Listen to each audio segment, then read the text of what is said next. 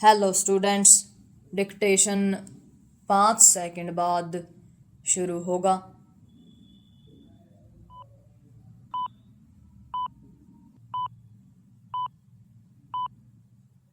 Start.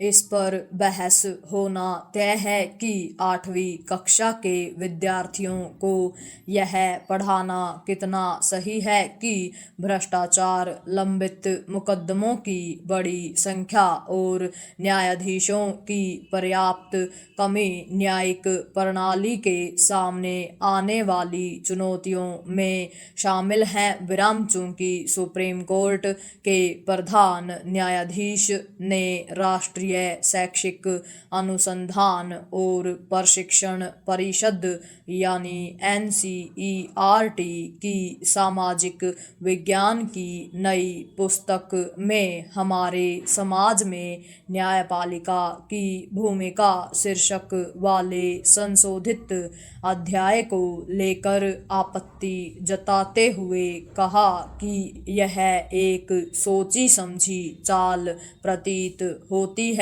इसलिए संभव है कि इस पुस्तक से उक्त अध्याय हटा दिया जाए।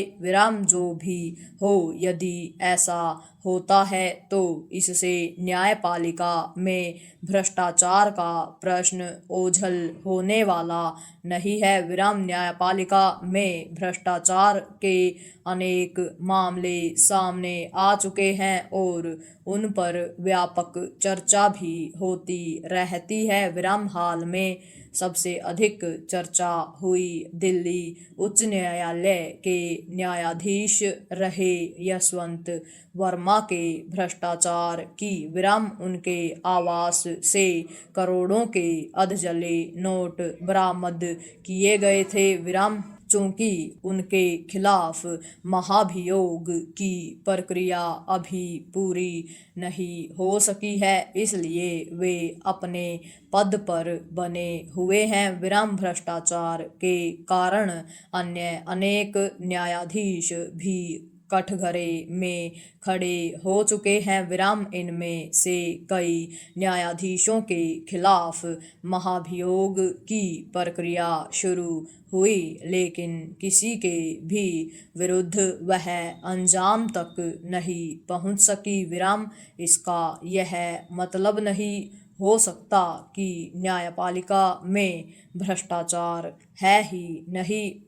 पैरा NCERT की पहले की पुस्तक में भी न्यायपालिका के बारे में उल्लेख था, लेकिन वह न्यायालयों की संरचना और भूमिका तक सीमित था।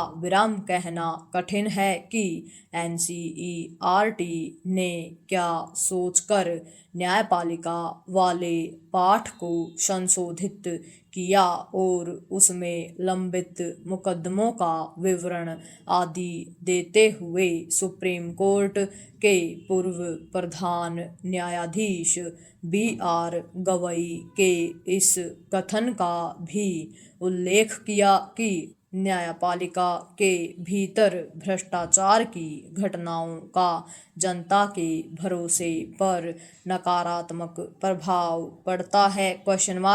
हो सकता है कि उसकी ओर से इस पर कोई स्पष्टीकरण दिया जाए, लेकिन प्रश्न तो यह भी उठेगा कि क्या इस पुस्तक में कार्यपालिका और विधायिका में भी व्याप्त भ्रष्टाचार के बारे में भी इसी तरह विस्तार से बताया गया है। भ्रष्टाचार व्यवस्था के किसी एक अंग तक सीमित नहीं है। वह व्यवस्था के हर अंग में व्याप्त है और चिंता की बात यह है कि उस पर लगाम लगती नहीं दिख रही है। कहना कठिन है कि स्कूली बच्चों को न्यायपालिका में भ्रष्टाचार के बारे में जानकारी देने से किसी हित की पूर्ति होने वाली है, लेकिन इसमें दो राय नहीं कि